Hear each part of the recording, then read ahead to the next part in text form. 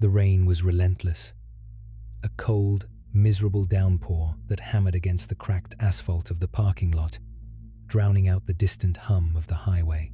It was the kind of rain that felt personal, soaking through coats and chilling the skin in seconds. 3:17 a.m. The witching hour, that dead, silent space between the last call for the drunks and the first alarm clocks for the early risers. Under the buzzing, flickering glow of a dying sodium vapor lamp, the parking lot looked like a scene from a nightmare, awash in sickly orange light and deep, impenetrable shadows. Sarah pushed through the heavy steel door of the diner, the smell of grease and stale coffee clinging to her uniform like a second skin.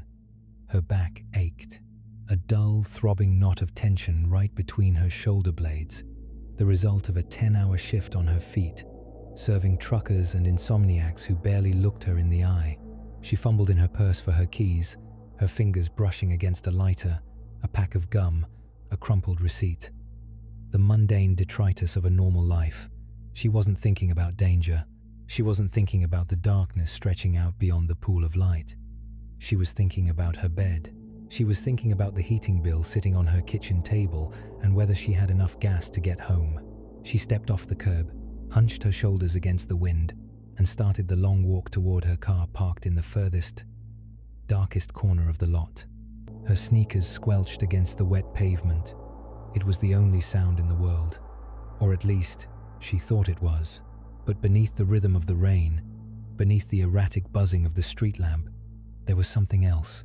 A heavy, wet crunch. The sound of work boots on gravel. Sarah stopped. The hair on the back of her neck stood up, a primal warning system inherited from ancestors who had to worry about predators in the tall grass. She gripped her keys tighter, threading the metal stems through her knuckles the way her father had taught her years ago. A small, futile gesture of self-defense. She turned her head, squinting into the gloom. Nothing, just the rain dancing on the black top, just the shadows stretching out like oil slicks. She told herself she was being paranoid. She told herself it was just the wind, or a stray dog, or the exhaustion playing tricks on a tired mind. She forced herself to turn back around, to keep walking, to just get to the safety of her car door. But the footsteps didn't stop. They sped up. She didn't have time to scream. She didn't have time to run. One moment she was reaching for the handle of her door, and the next, the world tilted violently on its axis. An arm, thick as a tree branch and smelling of motor oil and sweat, wrapped around her throat. It cut off the air, cut off the scream, cut off the future. She was dragged backward, her heels scraping uselessly against the wet asphalt, leaving 2 long streaks in the rain. She fought. She clawed at the arm, kicked at the shins, flailed with every ounce of strength her tired body possessed. But it was like fighting a glacier. He was silent. That was the worst part. No demands for money, no slurred insults, no heavy breathing. Just a cold, efficient silence that was somehow louder than the storm. He slammed her against the side of a parked van, the metal cold against her cheek. And in that split second, as the flickering street lamp buzzed overhead, Sarah looked into the eyes of the man who was going to kill her. There was no anger there, no passion, just a flat, dead emptiness, like looking into the eyes of a shark. And then, darkness. When the sun rose over the city the next morning, the rain had stopped. The parking lot was busy again, filled with commuters and delivery trucks. Life moved on. It wasn't until a delivery driver noticed a bundle of clothes behind the dumpster that the police were finally called. But here is the tragedy that truly defies comprehension. When the police arrived, when they taped off the scene and the flashbulbs started popping, there was no media frenzy. There were no news vans lining the street. There were no breathless reporters speculating about a maniac on the loose. The morning papers didn't clear their front pages. The local news anchors didn't open their broadcasts with a warning to the city's women, because Sarah wasn't the first. She wasn't the second. She wasn't even the 5th. She was the 12th. 12 women. 12 lives extinguished in similar, Brutal fashion across 3 states in less than 2 years. 12 families left with empty chairs at the dinner table. 12 mothers, daughters, sisters. And yet, if you opened the local newspaper the next day, you wouldn't find a headline screaming about a serial killer. You'd find the sports scores, you'd find the weather forecast, you'd find a small buried blurb about a woman found dead in a parking lot. Likely a drug deal gone wrong, likely a domestic dispute, likely anything other than what it actually was. It was 1983, a year when the term serial killer was still fresh in the American lexicon. A year when Ted Bundy was sitting on death row, a household name, the boogeyman every suburban family feared. We knew Bundy. We knew Gacy. We knew the names of the monsters who looked good in a suit or dressed up as clowns. We obsessed over them. We wrote books about them. We made movies about them. But while the world was watching the monsters on TV, a different kind of predator was operating in the blind spots of society. He didn't have Bundy's charm. He didn't have Gacy's community standing. He was a drifter, a ghost, a man who moved through the world like smoke, crossing jurisdictional lines the way most people cross the street. He targeted the women that society had decided didn't matter. The hitchhikers, the night shift workers, the women waiting at bus stops in the wrong part of town. He knew that in 1983, police departments didn't talk to each other. He knew that a murder in Texas wouldn't be connected to a murder in Kentucky. He knew that if he kept moving, if he kept killing, he could operate with absolute impunity. He was arguably more brutal than Bundy, more prolific than Gacy. His kill count would eventually be estimated in the dozens, perhaps even higher. He didn't just kill, he destroyed. He left scenes of such carnage that veteran detectives would vomit upon entering them. He used his bare hands. He used tools. He used whatever was available, and he did it all while maintaining a facade of complete normalcy to the few people who claimed to know him. To his casual acquaintances, he was just a guy looking for work. A guy who kept to himself. A guy who maybe had a bit of a temper, but who doesn't. So why don't you know his name? Why? When we list the great evils of the 20th century, is he absent from the conversation? Why has history allowed the memory of his victims to fade into the static of cold case files and dusty archives? It isn't because he wasn't caught. He was. It isn't because he didn't confess. He did. It's because the story of this monster forces us to confront an uncomfortable truth about ourselves and our justice system. It forces us to ask why some victims garner national outrage, while others garner only silence. It forces us to look at the mechanics of how a human being can hunt other human beings for years, leaving a trail of bodies across the American map, without anyone putting the pieces together until it was far, far too late. This isn't just a story about a killer. It's a story about the failures that let him thrive.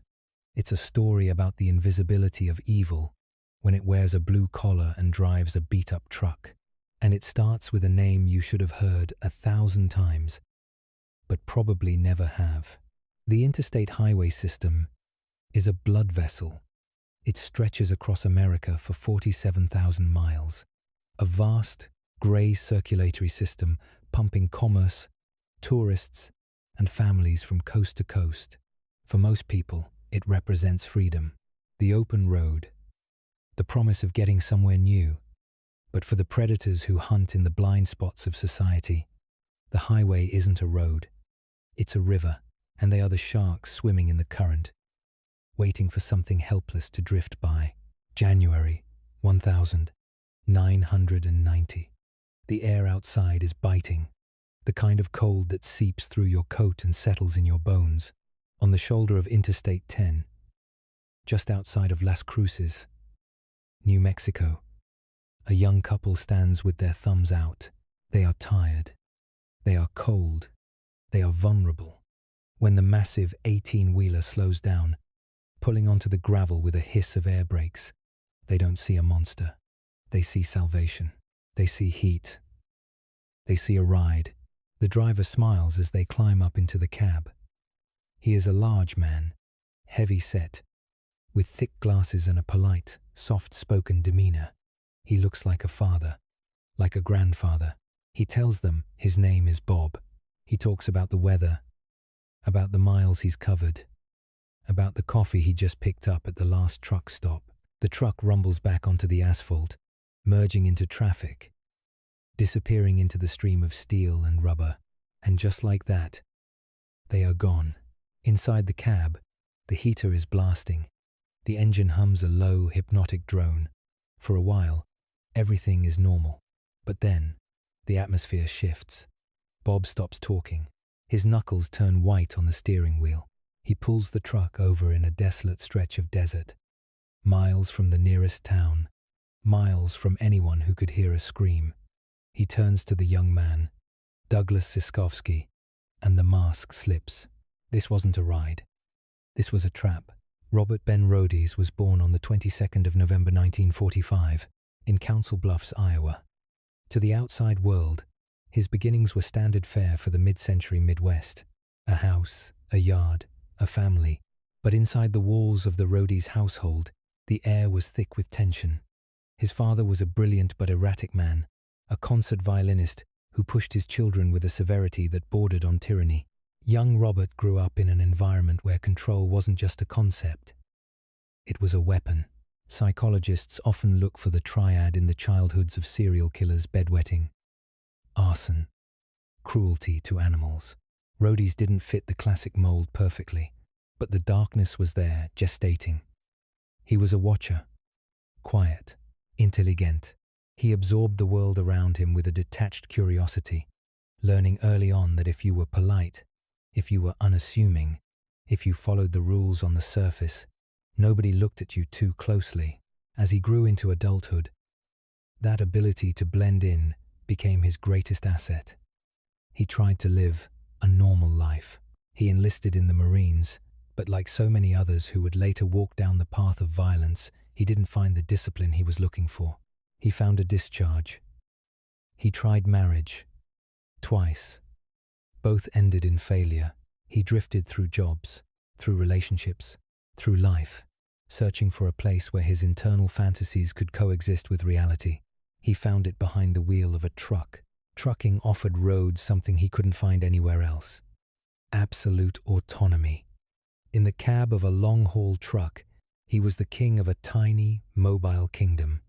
He answered to no one. He had no co-workers looking over his shoulder, no neighbors watching him come and go. He could be in Texas on Tuesday, Florida on Friday, and Oregon by the following week. He was a ghost in a machine, moving through the world without ever really touching it. But for Rhodes, a standard truck wasn't enough. He needed a sanctuary. He needed a dungeon. In the late 1980s, Rhodes purchased a Sleeks cab, a massive, custom-built tractor-trailer with an extended living quarter behind the driver's seat. To the casual observer, to the DOT officers at way stations, to the waitresses at the truck stops, it was just another rig. But inside, Rhodes began a renovation project that would turn the vehicle into one of the most terrifying mobile crime scenes in history. He removed the passenger seat handle on the inside of the door, ensuring that once you were in, you couldn't get out unless he wanted you to. He installed handcuffs and shackles directly into the walls and ceiling of the sleeper berth. He built a torture chamber on wheels, complete with whips, electrical devices, and a collection of restraints that would make a medieval dungeon master flinch. He didn't just build it for function, he built it for fear. Imagine the psychology required to do this. To spend hours, days, weeks modifying a vehicle for the express purpose of capturing human beings. To drill the holes for the shackles, to test the strength of the restraints. To sit in that space and fantasize about what he would do, all while parked at rest stops surrounded by families on vacation and truckers eating pie. This wasn't a crime of passion. This was a lifestyle. By 1989, the mobile torture chamber was complete. Rhodes hit the road, not just to haul freight, but to hunt. His victim profile was specific, yet broad. He looked for the strays, The hitchhikers, the runaways, the women working the lots at truck stops in the middle of the night, people who were already in transit, people whose disappearance might be chalked up to a sudden change of plans or a bus ticket to another city. He knew that the transient nature of the highway was his best defense. If he picked someone up in Arizona and dumped their body in Illinois, no local sheriff was going to connect the dots. The investigation into Robert Ben Rhodes is plagued by a terrifying question. When did it actually start? We know about the victims who were found. We know about the ones who survived. But the timeline of a predator like Rhodes is often written in invisible ink. There were likely practice runs, near misses, assaults that were never reported because the victims were too scared or too marginalized to go to the police. But the darkness truly broke the surface with the disappearance of Douglas Zyskowski and his girlfriend in January 1990. They were hitchhiking from Seattle to California. They were young, in love, and naive about the dangers of the road. When roadies pulled over, they thought they had caught a lucky break. He was heading their way. He was friendly. He even bought them food. It was the classic lure kindness as a weapon. For hours, he drove them south. He played the role of the benevolent trucker perfectly. He gained their trust. He made them feel safe. And then, somewhere near Las Cruces, the trap snapped shut. Roadies pulled the truck over. The sun had gone down. The desert was a vast black void outside the windows. He produced a gun. The transition from nice guy Bob to the sadist was instantaneous. He ordered Douglas out of the truck. Picture the confusion. The sudden, jarring shift in reality. 1 minute you're warm, safe, heading toward your future. The next, you're standing on the side of a frozen highway, looking down the barrel of a gun held by the man who just bought you dinner. Roadies didn't hesitate. He shot Douglas Zyskowski and left his body in the brush. Just another pile of debris on the side of the road. Douglas was 24 years old. He had a family. He had a life. And he was executed simply because he was an obstacle. Because Roadies didn't want him. He wanted the girl.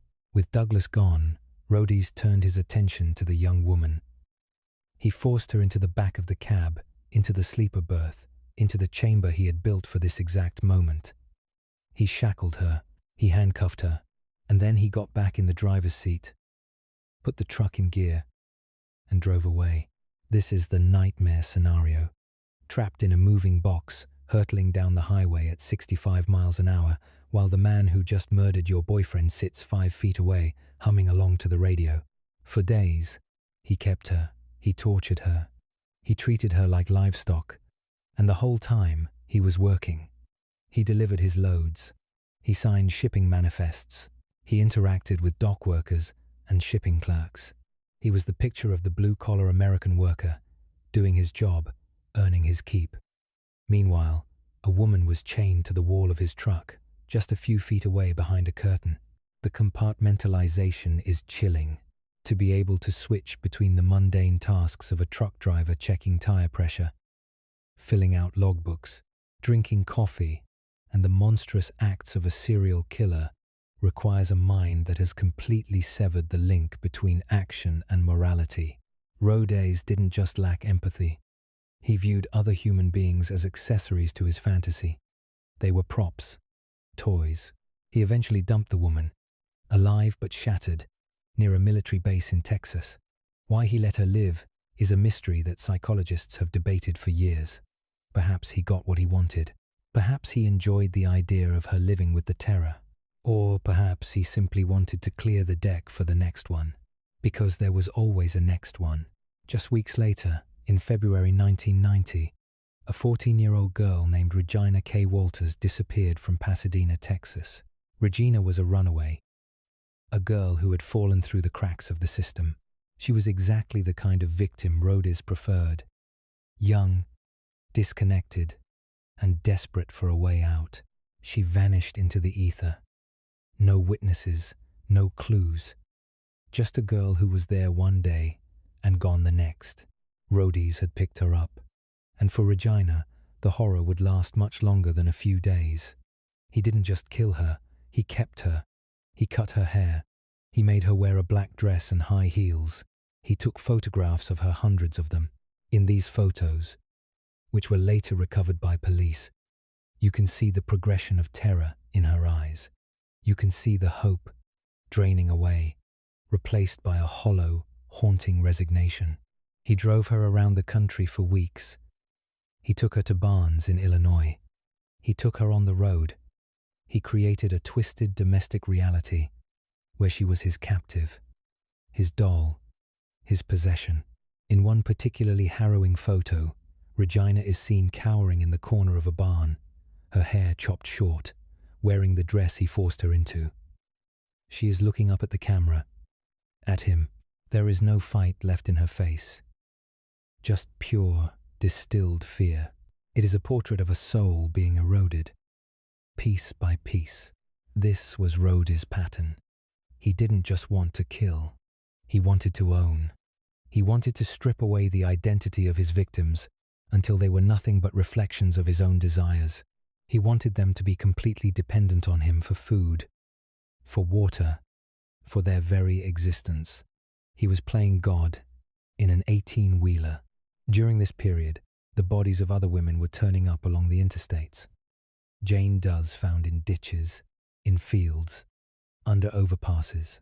Women who had been strangled, beaten, discarded. Police in different states were investigating these murders as isolated incidents. The detectives in Texas didn't talk to the detectives in Illinois. The sheriff in Ohio didn't compare notes with the sheriff in Utah.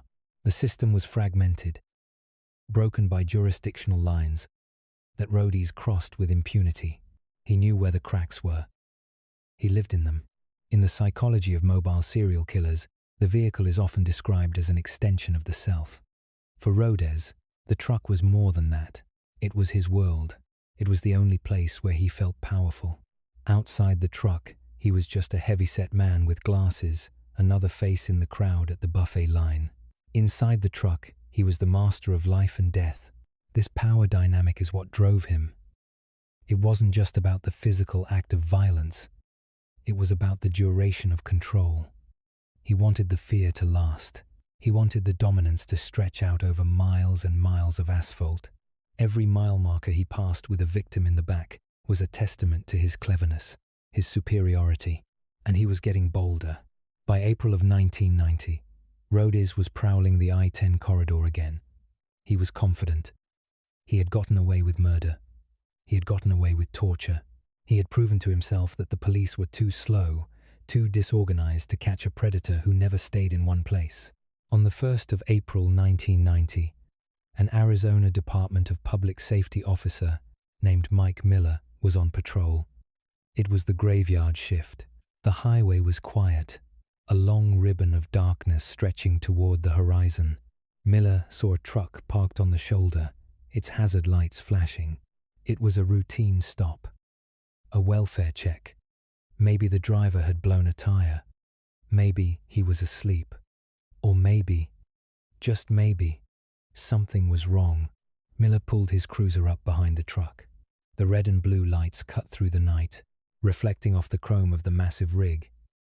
He walked up to the cab, flashlight in hand, boots crunching on the gravel. He climbed up on the running board and shone his light into the window. Inside, he saw a man. Robert Ben Rhodes. He was awake. He looked startled. And behind him, in the sleeper berth, the beam of the flashlight caught something else. A woman, naked, chained to the wall, screaming without making a sound. The officer drew his weapon. This moment, this chance encounter on a lonely stretch of Arizona highway, was the thread that would unravel the entire tapestry of horror that Rhodes had woven. But it almost didn't happen. If Rhodes hadn't put his hazards on, if Miller had been 5 minutes earlier or 5 minutes later, if he had decided to just drive by, but he didn't. He stopped. When they got Rhodes out of the truck and cut the woman free, they realized the magnitude of what they had found. The woman, who we will call Jennifer to protect her identity, was hysterical. She had been tortured. She had been raped. She had been subjected to things that no human being should ever have to endure. And she was lucky, because, as investigators began to search the truck, they realized that Jennifer wasn't the first. They found the handcuffs, they found the whips, they found the torture devices, and they found the photos. The photos of Regina K. Walters, the photos of other women, a visual diary of sadism that spanned years and crossed state lines. When they brought Rhodes in for questioning, he was calm. He was polite. He sat in the interrogation room, hands folded on the table, looking for all the world like a man who had been inconvenienced by a misunderstanding. He didn't look like a monster. He didn't look like the devil. He looked like Bob. But as the detectives began to peel back the layers, the facade crumbled. They found logbooks that placed him in the vicinity of dozens of unsolved murders and disappearances. They found receipts. They found souvenirs. The invisible man was finally visible. But here is the terrifying reality of the Robert Ben Rhodes case. We may never know the true extent of his crimes. He confessed to 3 murders. He is suspected of more than 50. 50 women, 50 lives extinguished in the back of a truck, their bodies scattered like debris across the American landscape. Regina K. Walters was found in an abandoned barn in Illinois, months after she disappeared. Her body was decomposed, but the wire around her neck told the story. She had been strangled. The photos found in Rhodes' truck confirmed her identity and confirmed her torture. The investigation that followed was a descent into hell. Detectives had to map Rhodes' routes over the course of years, cross-referencing his fuel receipts with the locations of Jane Doe discoveries. It was a logistical nightmare. Rhodes had driven millions of miles. He had stopped in thousands of towns. Every truck stop, every rest area, every lonely stretch of highway was a potential crime scene. And through it all, Rhodes maintained a chilling detachment. He seemed to view his crimes as accomplishments, as a body of work that demonstrated his superiority. He didn't show remorse. He didn't show empathy. He simply showed a cold, clinical interest in the process of his own prosecution. Think about the victims who were never found. The women who got into a truck in 1988 or 1989 and were never seen again. Their families are still waiting, still hoping, still waking up every morning wondering if today is the day the phone will ring. Rhodes was a predator who understood the mechanics of modern America better than the police did. He understood that we are a nation of strangers, moving constantly, passing each other at 70 miles an hour without ever making eye contact. He understood that if you keep moving, if you never stay in one place long enough for a pattern to emerge, you can get away with almost anything. He was the wolf in the sheepdog's clothing, the man who brings you your groceries, your clothes, your furniture, the man who waves to you on the highway. The arrest of Robert Ben Rhodes in 1990 brought an end to his reign of terror, but it didn't erase the scars he left on the country. It forced law enforcement to reevaluate how they investigated highway crimes. It forced the trucking industry to look closer at who they were hiring. And it forced all of us to look at that big rig in the lane next to us a little differently, to wonder what might be happening behind the curtain in the sleeper berth, to wonder if the driver is just a man doing a job, or if he is something else entirely, because monsters don't always look like monsters. Sometimes they look like a man named Bob who offers you a ride out of the cold. Sometimes they are the people we trust to keep the world moving. And sometimes the scariest place on earth isn't a dark alley or a haunted house. It's the passenger seat of an 18-wheeler, rolling down the highway in the middle of the night, while the driver locks the door and turns up the radio. But to understand the full scope of Rhodes' depravity, we have to look closer at the victims he left behind, the ones who didn't survive, to tell their stories, the ones who are still waiting to be named. Because for Robert Ben Rhodes, the capture of Jennifer and the murder of Regina Walters weren't the beginning of his darkness. They were just the moments when the rest of the world finally turned on the lights. What happened in those years before 1990? How many others were there? The road keeps its secrets well. Concrete and asphalt don't talk. And in the vast, empty spaces between the cities, in the cornfields of Nebraska and the deserts of Nevada and the swamps of Louisiana, there are ghosts. Ghosts created by a man who built a dungeon on wheels and drove it through the heart of America. In the years that followed his arrest, investigators would try to piece together the fragments of his life, searching for the trigger, the moment when the man became the beast. Was it the father? Was it the failed marriages? Was it the isolation of the road? Or was it simply that Robert Ben Rhodes was born with a hollow space where his conscience should have been? A void that could only be filled with the suffering of others. The mobile torture chamber sits in an impound lot or a scrapyard somewhere now, a rusting hulk of metal that once held so much pain. But the legacy of the man who built it remains. It is written in the cold case files of 50 states. It is written in the nightmares of the women who escaped. And it is written in the silence of the ones who didn't. As we move into the details of the investigation, into the cat-and-mouse game that finally brought him down, remember where it started. Remember the cold wind on the highway. Remember the sound of air brakes. Remember the smile. And remember that on the open road, no one can hear you scream. The summer heat in the Midwest in 1984 was oppressive. It was the kind of heat that stuck to your skin, that made the air shimmer above the asphalt, that made tempers flare and patience wear thin. But for the people living in the quiet suburbs and rural towns stretching from Wisconsin to Ohio, the heat would soon become the least of their worries. Something else was moving through the heartland, something predatory, something that didn't care about state lines or jurisdictions or the sanctity of human life. We often think of serial killers as creatures of habit. They have a type, they have a zone, they hunt in the neighborhoods they know, stalking familiar streets like a lion patrolling its territory. But what happens when the predator decides to migrate? What happens when the killing isn't a ritual, but a necessity of travel? This is where the story of Alton Coleman and Deborah Brown shifts from a local tragedy into a national nightmare. This is where the escalation begins. It wasn't just a spree. It was a rampage. A chaotic, adrenaline-fueled tear across the American landscape that shattered the illusion of safety for millions of people. In most serial killer narratives, there is a cooling-off period, a time for the killer to return to their normal life, to relive the fantasy, to blend back in. But Coleman and Brown didn't cool off. They burned hotter.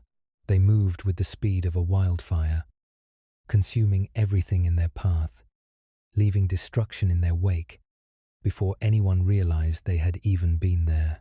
The psychological threshold had been crossed. Once they left Illinois, the rules of society ceased to apply to them. They were existing in a different reality, one where the only currency was violence and the only goal was the next mile. They were no longer just running from the law. They were running towards something dark and bottomless. Kenosha, Wisconsin, a city that sits quietly on the shores of Lake Michigan. It's the kind of place where people leave their doors unlocked to let the lake breeze in. On June 18th, 1984, the breeze brought something else. Coleman and Brown arrived in a stolen vehicle, low on money, high on the thrill of their evasion. They needed resources, but in their twisted logic, resources meant victims. They spotted a young woman, not a sex worker, not a hitchhiker, just a 25-year-old woman going about her day. They abducted her. They didn't just steal her car. They stole her dignity, her safety, and very nearly her life. They drove her to a secluded area, the kind of place you only find if you're looking for darkness. Coleman raped her. Brown watched. This dynamic, the male aggressor and the female accomplice, is rare in the annals of criminal history. But when it happens, it is devastating. It disarms the victims. A woman sees another woman, and her guard goes down. She thinks, asterisk, I'm safe. She won't let him hurt me. Asterisk. But Deborah Brown wasn't a safety net. She was a participant. They beat the woman. They choked her. They left her for dead in a drainage ditch, covered in debris, bleeding, broken. But she didn't die. She clawed her way back to consciousness, back to the road, back to the world of the living. She survived to tell the police about the man with the intense, burning eyes and the woman who stood by his side like a shadow. But by the time she was giving her statement, by the time the police were sketching faces and taking notes, Coleman and Brown were already gone. They were ghosts on the highway, pushing south, pushing east, pushing toward the next opportunity.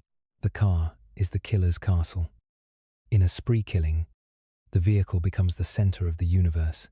It is the weapon, the getaway, the bedroom, and the cage. As they drove, the tension inside that car must have been suffocating. Paranoia set in. Every police cruiser was a threat. Every gas station attendant was a potential witness. To maintain this level of high-stakes evasion, the violence had to escalate. It wasn't about pleasure anymore. It was about dominance. It was about proving to the world and to themselves that they could take whatever they wanted. June 19th. Only one day later, they are in Gary, Indiana. The industrial landscape of Gary, with its smokestacks and steel mills, provided a gritty backdrop for their next act. They needed to switch cars. They needed to disappear again.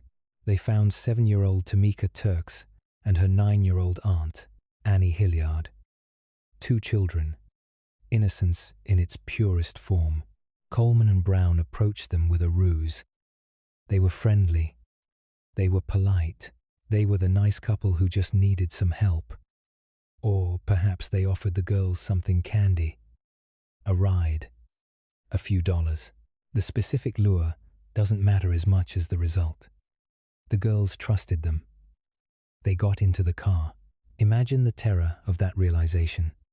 The moment the door locks and the smiles fade. The moment the nice lady in the passenger seat stops looking at you and starts looking straight ahead, cold and indifferent. They drove the girls into a wooded area near the stadium, a place where the cheers of a crowd might drown out a scream, a place where the weeds grew tall enough to hide a body. Coleman attacked. He didn't see children. He saw objects. He saw outlets for his rage. He raped them. He strangled them. The physical mechanics of strangulation are intimate and horrifying. It requires time. It requires effort.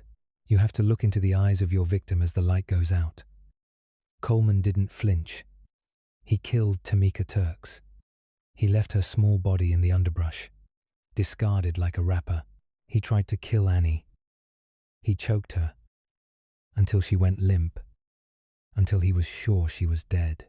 He and Brown walked away, leaving the 2 children in the dirt, wiping the dust from their clothes, ready to get back in the car and drive. But Annie Hilliard wasn't dead. She lay there, listening to their footsteps fade, terrified to move, terrified to breathe. She played dead to stay alive. It is a survival instinct that no 9-year-old child should ever have to learn. But she learned it that day. When she was sure they were gone, she ran. She ran through the woods, through the fear, carrying the weight of what she had seen. She survived, and once again, the police had a description. They had a pattern. They knew they were looking for a black male and a black female, traveling together, leaving a trail of bodies across state lines. The FBI joined the hunt. The manhunt was massive, one of the largest in the Midwest's history. But Coleman and Brown were moving too fast. They were like a virus in the bloodstream of the interstate highway system, infecting a new town before the antibodies could mobilize in the last one. The psychological profile of a spree killer differs from that of the traditional serial killer. The serial killer compartmentalizes. They have a mask of sanity, like John Wayne Gacy or Ted Bundy, who could attend political rallies or run construction businesses between murders. The spree killer doesn't have a mask. The face you see is the face of the monster. They are in a constant state of agitation. The stress hormones, cortisol, adrenaline, are flooding their systems 24 hours a day. This chemical bath erodes judgment. It eliminates empathy. It turns the human brain into a reptilian processor focused only on survival and conquest. They crossed into Ohio, the Buckeye State, the heart of it all. But for Coleman and Brown, it was just another hunting ground. The date was June 21st, 2 days after the horror in Gary. They were in Toledo. Donna Williams was 25. A mother, a woman with a life, a future, a family who loved her. Coleman and Brown gained access to her home. This is a terrifying escalation. They weren't just grabbing people off the street anymore.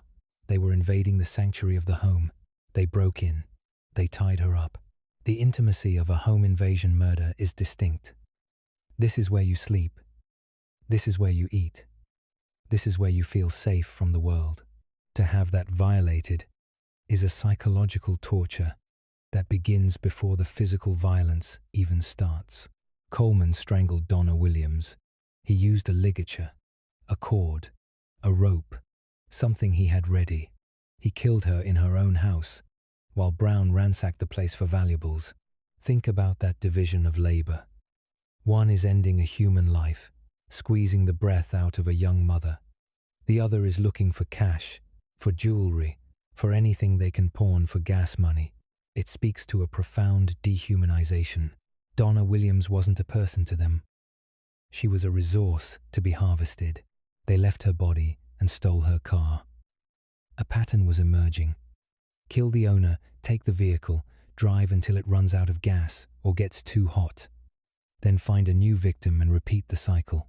It was a predatory loop. And the intervals were getting shorter. As news of the murders began to spread, panic gripped the Midwest. Parents stopped letting their children play outside. People checked their locks 3, 4 times a night. Gun sales skyrocketed. The phantom of the Midwest murders was on every news channel, in every newspaper. But fear doesn't stop a killer like Alton Coleman. If anything, it feeds him. It validates his power. He was no longer a nobody from Waukegan, Illinois. He was a force of nature. He was the boogeyman. They drove south. The landscape changed from the flat cornfields of Ohio to the rolling hills of Kentucky. The air got heavier. The dialect changed, but the violence remained the same. On July 7th, they were in Norwood, Ohio, just outside Cincinnati. They approached a couple, Virginia and Romy Temple. They were elderly, vulnerable. They had lived long lives, worked hard, and now, in their twilight years, they encountered pure evil. Coleman and Brown charmed their way in. They used the same tactics, the helpless couple, the need for assistance. It is a manipulation of human kindness. They weaponized the empathy of their victims. Once inside, the facade dropped. Coleman attacked Romy. He beat him. He stabbed him. Virginia tried to hide, tried to escape, but there was nowhere to go. They murdered the couple in their home, surrounded by the photos of their children and grandchildren. They didn't just kill them, they butchered them. The brutality was unnecessary for the robbery. It was gratuitous. It was rage expressed through the tip of a knife and the crushing weight of a fist. They stayed in the house for a while. They ate the couple's food. They watched their television. This is a behavior known as cooling off on the scene, but it's not about calming down. It's about ownership. It's about defiling the space by eating their food and sitting in their chairs while the bodies lay cooling in the next room. Coleman and Brown were asserting total dominance. Asterisk. Your life is mine. Your house is mine. Your death is mine. Asterisk. They stole the Temple's car and continued the journey. But the car had air conditioning.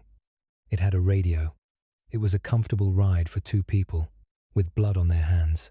By mid-July, the FBI placed Alton Coleman on the 10 most wanted list. His face was in every post office in America. He was the most hunted man in the country. But seeing a face on a poster and recognizing a monster when he smiles at you in a parking lot are 2 very different things. Coleman knew how to blend in. He knew how to code switch. He could be the menacing thug when he needed to control a victim, but he could also be the polite, soft-spoken traveler when he needed a ride or a meal. And Deborah Brown, she was the ultimate camouflage. Law enforcement was looking for a violent man. They weren't looking for a couple holding hands. They weren't subconsciously wired to see a woman as a harbinger of death. She allowed them to move through checkpoints, to rent motel rooms, to buy food without raising alarms. She was the shield that allowed Coleman to wield his sword. The spree continued into Michigan. It swung back down to Ohio. It was erratic. There was no geographic logic to it, which made it impossible to predict. Police would set up roadblocks in Indiana, and Coleman would be killing someone in Detroit. They would canvass Detroit, and he would be spotted in Kentucky. He was moving in a zigzag pattern, driven by impulse and opportunity. In Detroit, on July 11th, they encountered Eugene Scott. He was a friend, an acquaintance, someone Coleman knew from the past. You would think that knowing the victim might stay his hand. You would think that looking into the face of someone you shared a history with might trigger a flicker of hesitation. But for Alton Coleman, familiarity didn't breed compassion. It bred contempt. Eugene Scott was found dead in a ditch, shot in the head. Coleman didn't strangle him. He executed him. The method of killing was evolving, becoming more efficient, more detached. Strangling takes minutes. Shooting takes a fraction of a second. They were in a hurry now. The net was tightening. They could feel the breath of the law enforcement agencies on their necks. They needed to move faster, but with speed comes mistakes. The bodies were piling up.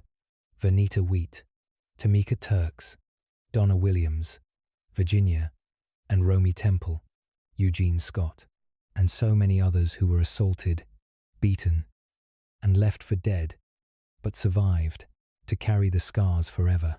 The sheer volume of suffering they inflicted in just a few short weeks is difficult to comprehend. It wasn't just murder.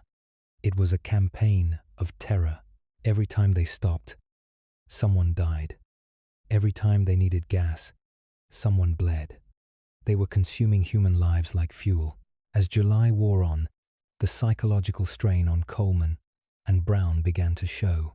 Witnesses who saw them during this period described them as looking ragged, wired, their eyes darting constantly. The high of the kill was being replaced by the paranoia of the hunt. They were sleeping in cars, in abandoned buildings, in the woods. They smelled of sweat and fear and old blood. The glamour of the outlaw life, if it ever existed for them, had rotted away, leaving only the desperate reality of fugitive survival. They returned to Ohio. It seemed they were circling the drain, drawn back to the area where the heat was hottest. On July 13th, in a suburb of Cincinnati, they committed another home invasion. The target was a minister and his wife. The sanctity of the clergy meant nothing. Coleman tied them up. He was preparing to do what he always did. The ritual was set. The outcome seemed inevitable, but something shifted. The police were close. Neighbors were alert. The couple, despite being bound, managed to create noise, to create resistance. Coleman and Brown fled before completing the act. It was a failure, and for a predator whose entire identity is built on control, failure is intolerable. It leads to recklessness. They needed a new car. They needed to disappear, but there were no more shadows left to hide in. Their faces were on the evening news every night. People were looking at them, really looking at them. The anonymity of the road was gone. On July 17th, 1984, the spree reached its inevitable, violent crescendo. But to understand the end, you have to look back at the trail they left behind. In 53 days, they had traveled through 6 states. They had murdered 8 people. They had raped, beaten, and terrorized countless others. They had exposed the fragility of the social contract, the idea that if you follow the rules, if you lock your doors, if you are a good person, you will be safe. Alton Coleman and Deborah Brown proved that wrong. They proved that evil doesn't need a reason. It doesn't need a plan. It just needs a car, a weapon, and an open road. The escalation wasn't just in the number of victims, it was in the nature of the crimes. They started with people they knew, a breach of personal trust. They moved to strangers, a breach of societal trust. They moved to children, a breach of the most fundamental human taboo. They moved to the elderly, a violation of the vulnerable. They invaded homes, a violation of sanctuary. There was no line they wouldn't cross. There was no depth to which they wouldn't sink. And as they sat in a stolen car in Evanston, Ohio, engaging in a casual conversation with a local resident who recognized them, the clock finally ran out. The adrenaline that had sustained them for weeks was running dry. The monster was tired. The game was up, but the damage was permanent. For the families of the victims, the nightmare didn't end when the handcuffs clicked shut. For the communities that had been terrorized, the fear didn't evaporate with the arrest. Coleman and Brown had scarred the Midwest.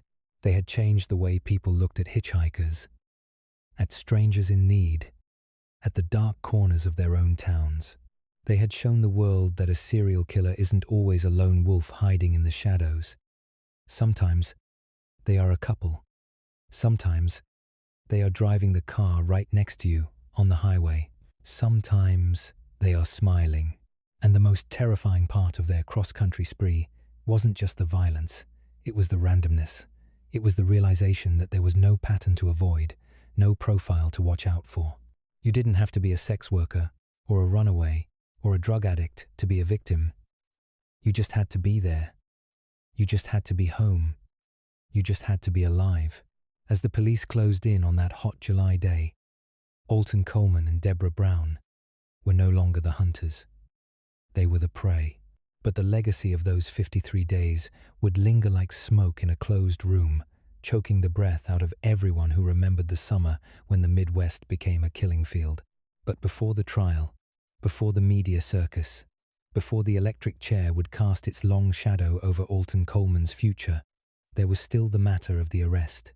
And for a man who had lived by the sword, who had thrived on violence and intimidation, the end would be surprisingly, almost pathetically, quiet. But the silence of his capture could never drown out the screams of the summer of 1984. The year is 1986. The location is the sprawling, humid expanse of the American South, a tapestry of kudzu-covered highways and forgotten county roads that stretch into an infinite blackness at night. In the police stations of 3 different states, Alabama, Georgia, and Tennessee, telephones are ringing. Ashtrays are overflowing with the crushed remnants of cheap cigarettes. Detectives with dark circles under their eyes are staring at corkboards, trying to make sense of a puzzle that seems to be missing half its pieces. They are dedicated men. They are tired men, but they are also men operating in a world before the digital age, a world where information travels only as fast as a fax machine can screech it across a copper wire, and where a killer can vanish simply by crossing an invisible line on a map. This is where the investigation hits a wall, not because of a lack of effort, and not because of a lack of evidence, but because of a fundamental flaw in the way justice is administered in America. We call them jurisdictional blind spots. To the average citizen, a state line is nothing more than a green metal sign on the side of the highway, a momentary bump in the pavement. But to a serial predator, that sign is a shield. It is a boundary that separates one police department's problem from another's. It is a magic trick that turns a pattern of escalating violence into a series of isolated, unconnected tragedies. And the man hunting these highways knows this better than anyone. He knows that if he picks up a victim in Chattanooga and dumps her body in a drainage ditch in rural Georgia, the 2 agencies will likely never speak to one another. He knows that the missing person report filed in one county will sit in a filing cabinet, gathering dust, while the homicide detectives 2 counties over are trying to identify a Jane Doe with no matches in their local files. He is exploiting the silence between jurisdictions. He is hiding in the cracks of the system. Consider the case of 22-year-old Sarah Miller. It is a Tuesday night in late September. The air is thick with the smell of coming rain. That heavy, electric scent that precedes a southern thunderstorm. Sarah is standing outside a convenience store on the outskirts of Birmingham. She isn't a high-risk victim. She isn't a sex worker. She isn't involved in the drug trade. She is simply a nursing student whose car has overheated 3 miles down the road. She is waiting for her boyfriend to get off work, waiting for a payphone that is currently being used by someone else.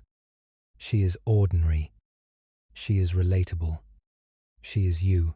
A vehicle pulls up. It isn't a menacing van or a beat-up truck. It's a clean, late-model sedan. The window rolls down. The man inside smiles. He looks harmless. He looks like a father, a neighbor, a man you might see in the pew next to you on Sunday morning. He asks if she needs help. He mentions that he has a toolkit in the trunk, that he knows a thing or two about radiators. Sarah hesitates. We all like to think we would run. We all like to think we would see the monster behind the mask. But the monster doesn't look like a monster. He looks like salvation. Sarah gets in the car. The moment the door clicks shut, the dynamic changes. It is subtle at first. A tightening of the jaw. A refusal to make eye contact. A turn down a road that doesn't lead back to her stranded vehicle. When Sarah asks where they are going, the man doesn't answer. He simply reaches over and locks the passenger door. The sound of that lock engaging is the loudest sound in the world. It is the sound of a trap snapping shut. For the next 3 hours, this man drives. He doesn't speed. He doesn't break traffic laws. He blends perfectly into the flow of traffic on Interstate 59, moving north, away from Birmingham, away from safety, crossing that invisible line into the darkness of the countryside. He is calm. He is in control. He is savoring the terrifying intimacy of the abduction. The knowledge that with every mile marker that passes, Sarah is becoming less of a person and more of a possession. By the time her body is discovered 2 weeks later, it is found by a hunter in a remote patch of woods in DeKalb County, 40 miles away from where she was last seen. And here is where the tragedy compounds itself. The DeKalb County Sheriff's Department has no record of a missing Sarah Miller. To them, this is a Jane Doe case. A body without a name. A murder without a context. They canvass the local area. They interview residents. They check their own missing persons files.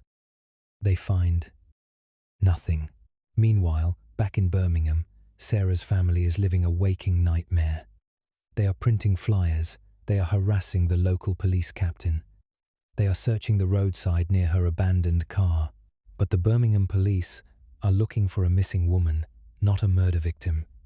They are operating on the assumption that she might have run away or that she is still in the city. The two investigations are running parallel to each other, like train tracks that will never meet. Two sets of detectives working themselves to the bone, separated by 40 miles of asphalt and a bureaucratic abyss that might as well be the Grand Canyon. This disconnect is the killer's greatest weapon. He relies on it. He counts on it. He understands that in 1986, there is no centralized database that instantly pings a match between a missing person in jurisdiction A and an unidentified body in jurisdiction B. There is no National Crime Information Center alert that flashes on a computer screen. There is only paperwork, mountains of it, triplicates and carbon copies that get filed, misfiled, or lost in the shuffle of an overburdened system. And while the police are drowning in paper, the killer is driving. He is not just a predator, he is a student of human nature and a scholar of police procedure. He knows that the likelihood of being caught diminishes with distance. So he keeps moving. He never hunts in his own backyard. He never strikes the same place twice in succession. He creates a constellation of violence so spread out, so diffuse, that to the untrained eye it looks like random chaos. But it isn't chaos. It is a meticulously designed pattern, a web spun across state lines, designed to catch victims while letting the spider slip through the holes. 6 months pass. 6 months of silence. 6 months where Sarah Miller's file moves from the active stack to the cold stack on a detective's desk in Birmingham. 6 months where a Jane Doe lies in a morgue in DeKalb County, waiting for a name that never comes. Then, it happens again. This time, it is in Chattanooga, Tennessee. A waitress named Linda ending her shift at a diner off the highway. It is 2 a.m. The roads are slick with rain.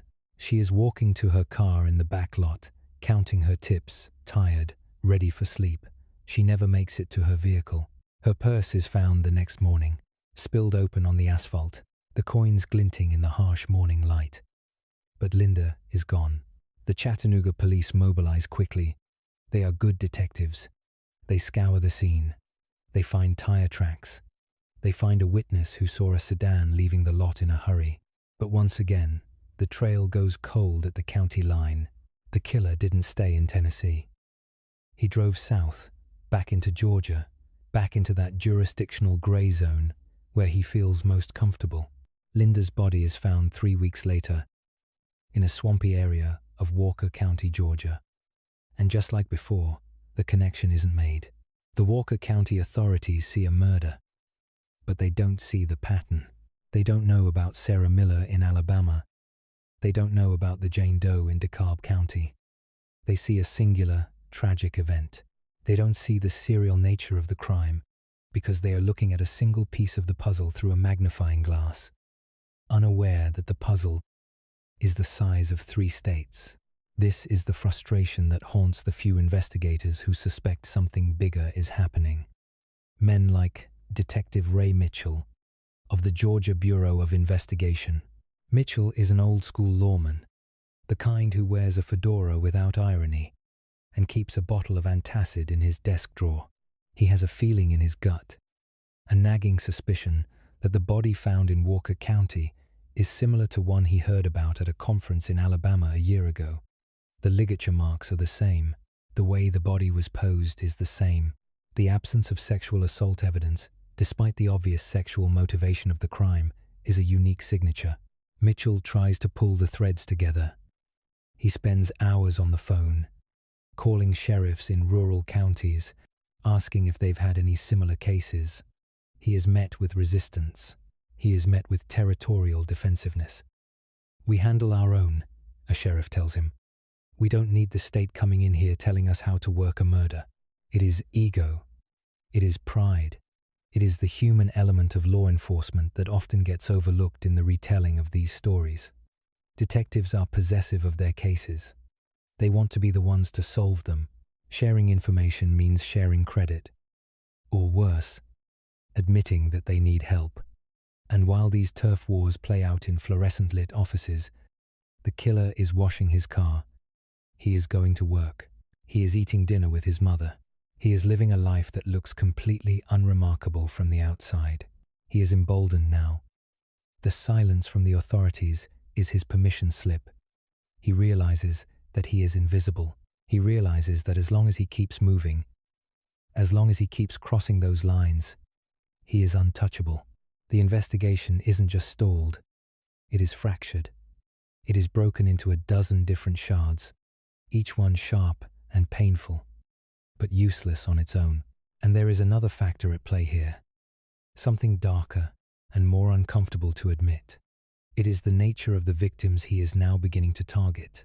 After the close calls with Sarah and Linda, women with families, with jobs, with people who reported them missing immediately, the killer adapts. He learns.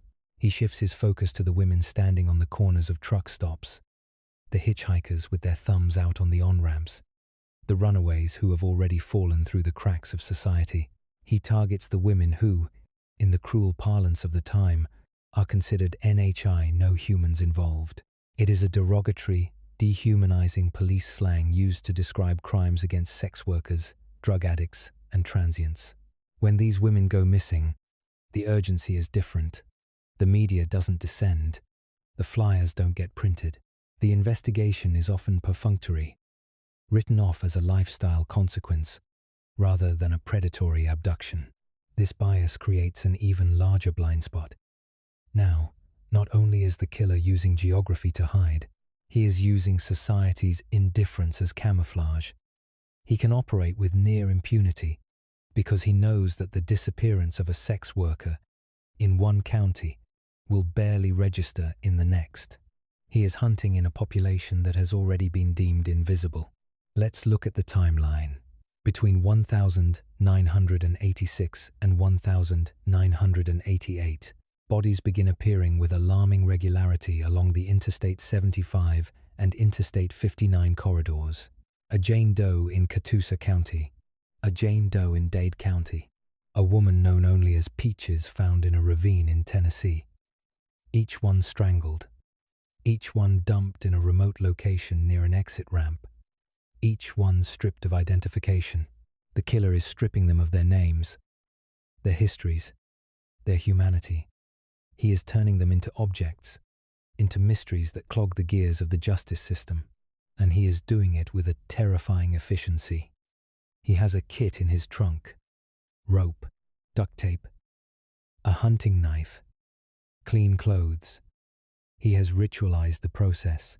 There is a moment, however, in the winter of 1987, where the system almost works, where the blind spot almost clears. A highway patrolman in Georgia pulls over a sedan for a broken taillight. It is 3 a.m. The driver is calm, polite. He hands over his license. The name on the license is legitimate. The registration is clean. But something about the man makes the patrolman's skin crawl. Maybe it's the way he stares straight ahead, unblinking. Maybe it's the bead of sweat tracking down his temple despite the freezing temperatures outside. The patrolman shines his flashlight into the back seat. It is empty, immaculately clean, too clean. He asks the driver to pop the trunk. This is the moment. This is the fulcrum upon which history balances. Inside that trunk, hidden beneath a spare tire cover, is a coil of rope and a woman's shoe, a souvenir from a victim killed 3 days prior in Kentucky. If the patrolman opens the trunk, if he lifts that cover, the spree ends. The monster is unmasked. Lives are saved. But the radio crackles. A dispatch call comes through. A multi-car pileup 5 miles south. An emergency. The patrolman hesitates. He looks at the driver. He looks at the trunk. Duty calls. The accident takes priority over a hunch. He hands the license back. "Get that light fixed," he says. "Yes, sir," the killer replies. "I will." The patrolman gets back in his cruiser and speeds off toward the accident. The killer watches him go in the rearview mirror. He waits until the taillights fade into the darkness. Then he lets out a breath he didn't know he was holding. He turns the key. The engine purrs to life. He merges back onto the highway, disappearing into the stream of taillights, a shark slipping back into the deep water. That traffic stop was a documented event. It exists in a logbook somewhere in a Georgia precinct archives. But because the driver wasn't arrested, because his name wasn't run through a national database that didn't exist yet, the encounter was forgotten. It was just another mundane interaction on a lonely highway. It wasn't until years later, when investigators were retracing the killer's steps, that they realized how close they had come, how close they had been to staring evil in the face and stopping it cold. But they didn't stop it. And so, the killing continued. The stall in the investigation allowed the body count to rise into the double digits. It allowed a man to live a double life for years. By day, he was a warehouse foreman. He clocked in. He yelled at subordinates. He ate lunch from a paper bag. He paid his taxes. By night, he was the interstate phantom, a god of his own making, deciding who lived and who died based on nothing more than opportunity and impulse.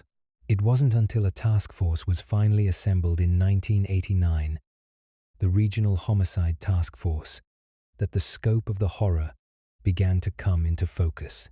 It took 3 years for the agencies to stop guarding their turf and start sharing their data. When they finally laid the files out on a single conference table, when they finally stuck pins in a single map, the silence in the room was deafening. The pins formed a line, a clear, unmistakable trail of death that followed the highway system like a shadow. The detectives looked at each other, and the realization hit them like a physical blow. They hadn't been hunting a dozen different killers in a dozen different counties. They had been hunting one man who had played them against each other, one man who had turned their jurisdictional boundaries into a playground. The investigation didn't just stall because of bureaucracy. It stalled because the human mind struggles to comprehend the scale of such evil. We want to believe that crimes are local, personal, contained. We struggle to imagine a predator who treats the entire interstate highway system as his personal hunting ground. We struggle to imagine that the man driving the sedan in the lane next to us, tapping his fingers to the radio, has a coil of rope in the trunk and the memory of a dying woman's last breath playing in his head. But as the task force dug deeper, as they began to re-interview witnesses and re-examine evidence with this new perspective, the image of the killer began to sharpen. They realized he wasn't a ghost. He was a creature of habit. He had patterns. He had preferences. He had a specific type of victim, a specific method of binding, a specific way of leaving. The bodies always face down, always pointing north. A twisted compass made of flesh and bone. The blind spots were beginning to close. The light was beginning to shine into the cracks. But for the families of the victims who had already been taken, for the Sarah Millers and the Lindas and the Jane Does waiting in cold storage, the realization came too late. The system had failed them. The lines on the map had been more important than the lives of the women who crossed them. And while the police were finally getting organized, finally building the net that would eventually snare him, the killer was preparing for his endgame. He could sense the shift. He could feel the pressure rising. But he didn't stop. He couldn't stop. The compulsion was a fire that consumed everything it touched. And he was just as much a prisoner of it as his victims were. He chose his next hunting ground carefully. He looked for a place where the jurisdiction was even murkier, where the isolation was absolute.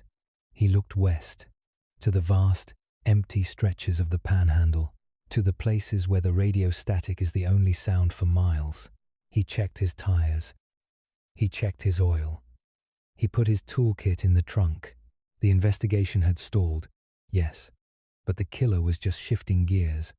The blind spots might be shrinking in the south, but America is a big place, and there are always more dark roads, always more lonely exits, always more invisible lines to cross. The nightmare wasn't ending. It was simply moving down the road. November tiard, 1984. The air in Tampa, Florida is thick, humid, clinging to the skin like a second layer of sweat. It is 2:00 inches the morning. The streets are empty, bathed in the sickly yellow glow of sodium vapor streetlights that stretch out into the darkness. Most of the city is asleep, safe in their beds, oblivious to the predator prowling the asphalt arteries of their community.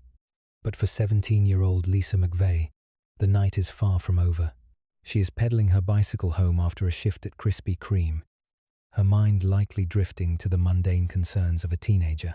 School, friends, the future. She has plans. She has dreams.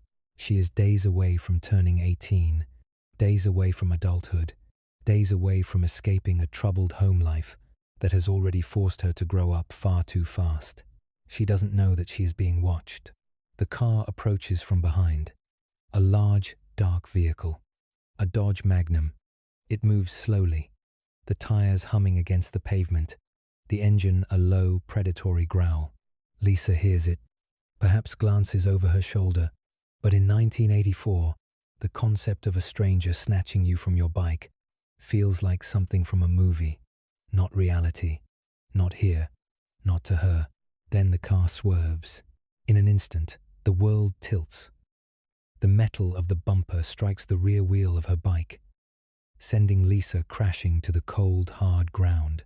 The impact knocks the wind out of her, scrapes her skin against the pavement. Before she can orient herself, before she can scramble to her feet or scream for help, the car door flies open. A man steps out. He is shadowed, indistinct, a silhouette against the streetlights. He moves with terrifying purpose. He doesn't ask if she's okay. He doesn't offer to help. He grabs her. He drags her toward the car, his grip like iron. Lisa fights. She kicks. She claws. She tries to scream, but a hand clamps over her mouth, stifling the sound, turning her cry for help into a muffled whimper. He forces her into the vehicle, and in the struggle, she catches a glimpse of something that freezes the blood in her veins. A gun, cold steel pressed against her temple. "Don't scream," he whispers, "or I'll blow your brains out." The door slams shut. The lock clicks. And just like that, Lisa McVey vanishes from the world.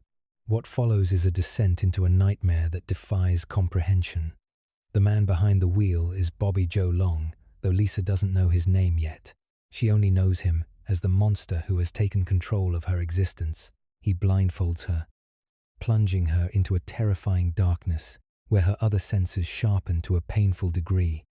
The smell of the car's upholstery, a mix of stale smoke and old fabric, the sound of the turn signal, the rhythm of the tires changing pitch as they move from asphalt to gravel to concrete, the feeling of the car turning left, then right, then stopping. She is counting. Even in the grip of absolute terror, a part of Lisa's mind, a survival instinct forged in the fires of a difficult childhood, begins to work. She counts the seconds. She memorizes the turns. She listens to the radio, noting the station. She is recording everything. He takes her to an apartment. He forces her up a flight of stairs. Lisa counts them. 1, 2, 3. She notes the texture of the carpet under her feet as he drags her inside. It is red. She can see just a sliver of it from beneath the blindfold. Red carpet, stairs. A distinct smell in the air. These are the crumbs she gathers, the tiny fragments of reality she clings to while her world is being torn apart. Inside that apartment, for 26 agonizing hours, Lisa McVey endures hell. Bobby Joe Long is a sadist, a serial killer who has already murdered at least 8 women in the Tampa Bay area, though the police haven't connected all the dots yet. His previous victims, Artis Wick, Long's first known kill, 20-year-old Nguyen Thi Long, 22-year-old Michelle Dennison, 21-year-old Kim Swan, were all found strangled, their bodies posed in grotesque positions, discarded like refuse. They were women who had lives, who had families, who had futures. Long extinguished them all, with a detached, brutal efficiency. But with Lisa, something is different. Perhaps it is her age. Perhaps it is her response. While many of his previous victims fought back with physical force, a reaction that seemed to trigger his murderous rage, Lisa instinctively chooses a different path. She realizes, with a clarity that seems impossible for a terrified 17-year-old, that she cannot overpower him physically. He is stronger. He has a gun. He has the control. So, she decides to fight him psychologically. She talks to him. Through the pain, through the violation, through the hours of torture where he rapes her repeatedly at gunpoint, she talks to him. She asks him questions. She tells him about her life. She creates a narrative where she is not just a victim, not just an object to be used and discarded, but a person, a human being. She tells him she is his friend. She tells him she won't tell anyone. She tells him she has a sick grandmother she needs to take care of, appealing to whatever microscopic shred of humanity might be buried deep within his psyche. It is a performance of a lifetime, with the highest stakes imaginable. If she slips, if she angers him, if she breaks character for even a second, she dies. She knows this. She can feel the violence radiating off him. A coiled spring, ready to snap. "I can't let you go," he tells her at one point, his voice flat, devoid of emotion. "You've seen my face." Lisa's heart hammers against her ribs, but she keeps her voice steady. "I won't tell," she promises. "I'm your girlfriend now." Boyfriends and girlfriends don't tell on each other. It is a desperate, brilliant gamble. She is manipulating the manipulator, playing into his twisted need for control and validation. She strokes his ego. She placates his rage. She becomes whatever he needs her to be in that moment, to survive the next 5 minutes, and then the next, and then the next. But she is doing more than just talking. While he is distracted, while he sleeps, while he moves around the apartment, Lisa is working. She is gathering evidence. She leaves her fingerprints on surfaces he might not think to wipe down the glass she drinks from, the bathroom fixtures, the wall near the bed.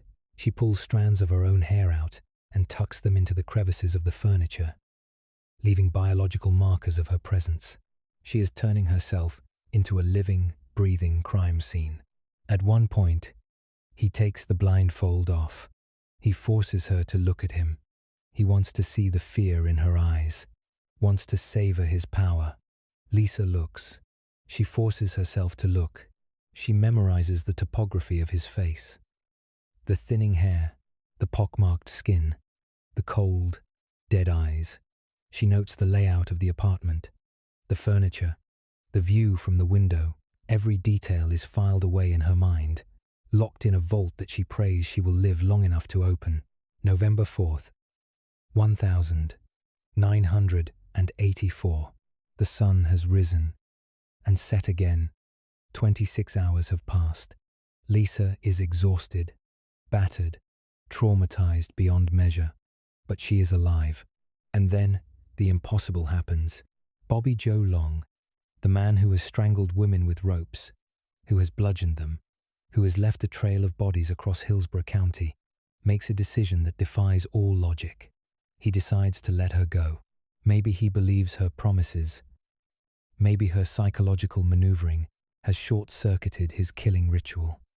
Or maybe, in his arrogance, he simply believes he is untouchable, that this terrified girl, even if she survives, will never be able to lead the police back to him. He thinks she is broken. He thinks she is silenced. He puts her back in the car. He drives her to a desolate area, miles from where he took her. He stops the car. "Get out," he says. "Don't look back. Just walk."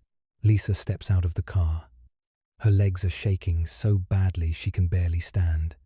The cool night air hits her face, and for a moment, she expects the gunshot. She expects the bullet to tear through her back as she walks away. Every muscle in her body is tense, waiting for the end. But the car engine revs. Tires crunch on gravel. And then, the sound fades into the distance. She is alone. She is alive. She runs. She runs until her lungs burn, until she finds a house with a light on, until she is pounding on a stranger's door, hysterical, weeping, begging for help. When the police arrive, they see a girl who has been through hell. But what they don't realize yet is that she is not just a victim. She is the weapon that will bring down a monster. But the nightmare isn't over. Survival was the first hurdle. Being believed is the second. When Lisa tells her story to the authorities, she is met with skepticism. It is a tragic, infuriating pattern in cases involving serial predators. A teenage girl, a runaway history, a story that sounds too detailed, too composed. Some officers doubt her. They question why a killer would let her go. They question the inconsistencies that trauma inevitably introduces into memory. But Lisa McVeigh refuses to be dismissed. She sits down with the detectives who are willing to listen, and she opens the vault. She tells them about the car, a Dodge Magnum. She describes the interior, the smell. She tells them about the red carpet in the apartment, the number of stairs. She describes his face, but then she gives them something even better, something concrete. "I saw the license plate," she says, or at least she saw part of it. But she remembers details about the car that go beyond just the make and model. She remembers specific distinct features, and she remembers the ATM. During the abduction, Long had stopped at an ATM. Lisa heard the buttons being pressed. She knew the location. This means there is a digital footprint, a record. The detectives begin to verify her claims. They drive her to the area she described, and there it is. The apartment building matches. The stairs match. The red carpet is there. The ATM transaction records show a withdrawal at the exact time Lisa said they were there. The skepticism evaporates, replaced by a chilling realization. This girl didn't just survive an assault. She survived the man they have been hunting for months. Lisa McVeigh has handed them Bobby Joe Long on a silver platter. The investigation shifts into overdrive. Surveillance teams are deployed. The Dodge Magnum is located. And on November 16th, 1984, less than 2 weeks after he released Lisa, Bobby Joe Long is arrested. When police search his vehicle, they find the evidence of his crimes. Fibers, hairs. But when they search his apartment, they find something even more damning. They find the photographs, long-kept trophies, pictures of his victims in their final moments, posed in grotesque tableaus. It is a gallery of horrors, a visual record of his depravity. And amidst the evidence, they find the traces Lisa left behind, the fingerprints on the glass, the hairs tucked into the furniture. She was right. Every single detail she gave them was right. Bobby Joe Long wasn't just a rapist. He was a prolific serial killer who had been operating with impunity, slipping through the cracks of the system, preying on women he thought no one would miss. He had killed at least 10 women in an 8-month period. 10 women. Nguyen Thi Long, Michelle Dennison, Elizabeth Loudenbach, Vicky Elliott, Chanel Williams, Karen Dinsfriend, Kim Swan, Virginia Johnson, Kim Hops, and Artis Wick. He admitted to them all. He sat in an interrogation room, much like Henry Louis Wallace or John Eric Armstrong, and described his crimes with a sickening lack of emotion. He talked about the urge that would overtake him, a compulsion to destroy that he couldn't or wouldn't control. He described how he would cruise the streets of Tampa, looking for women walking alone, looking for vulnerability. He admitted that he likely would have killed Lisa McVeigh too. He told investigators that he had planned to kill her, that she was supposed to be number 11. But something about her voice, her strategy, the way she managed to forge a bizarre, twisted human connection in the midst of torture, had stayed his hand. She was the only one, he said. The only one I let go. Lisa McVeigh's survival was the tipping point. Without her, Bobby Joe Long would have continued to kill. He would have continued to hunt. There would have been an 11th body, a 12th, a 20th. The police had no solid leads, no suspect, no DNA database to rely on in 1984. They were chasing a ghost. Lisa gave the ghost a name. She gave him a face, but the cost of that survival is something that cannot be measured in police reports or court transcripts. Lisa McVeigh walked away with her life, yes, but she also walked away with the burden of knowing what he was capable of. She had looked into the eyes of a man who had murdered 10 women, and she had seen the emptiness there. In 1985, Bobby Joe Long was brought to trial. Lisa McVeigh took the stand. She sat in a courtroom, just feet away from the man who had terrorized her, and she pointed her finger at him. She testified with the same strength, the same clarity, the same fierce determination that had kept her alive in that apartment. Her testimony was the nail in his coffin. Bobby Joe Long was convicted and sentenced to death. He would spend decades on Florida's death row, appealing, delaying, fighting to keep the life he had so casually stolen from others. But the system, slow as it was, eventually caught up with him. But let's pause for a moment and consider the sheer magnitude of what happened in that apartment. Consider the psychological fortitude required for a 17-year-old girl, beaten, raped, and terrified, to methodically plant evidence of her own existence while her killer watched TV. Consider the presence of mind to memorize the tactile sensation of a carpet, the number of steps on a staircase, the specific turns of a car ride. This wasn't just luck. This wasn't just fate. This was an act of defiance. Lisa McVeigh refused to be erased. In the face of a man who treated women as disposable objects, as things to be used and broken and thrown away. She insisted on her own humanity. She forced him to see her, and in doing so, she saved not just herself, but potentially dozens of other women who would have undoubtedly crossed Bobby Joe Long's path in the future. The arrest of Bobby Joe Long sent a shockwave through the Tampa area. Residents who had been living in fear, locking their doors, looking over their shoulders, finally exhaled.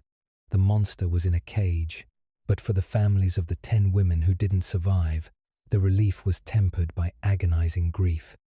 Why, Lisa? Why did she survive when their daughters, their sisters, their mothers did not? It is a question without a satisfying answer, a question that haunts the edges of every survival story. But there is another question, one that is perhaps even more disturbing. How many Bobby Joe Longs are out there right now? Men who look normal, who blend in, who drive unremarkable cars and live in unremarkable apartments, harboring a darkness that is just waiting for the right moment to surface. Men who are one bad day, one rejected advance, one twisted impulse away from becoming the next headline. Lisa McVey grew up. She became a police officer. She dedicated her life to protecting others, to catching predators, to being the person she needed on that dark November night in 1984. She took the worst thing that ever happened to her and turned it into a shield for her community. It is a triumph of the human spirit, a testament to resilience. But she never forgot. She never forgot the smell of the car.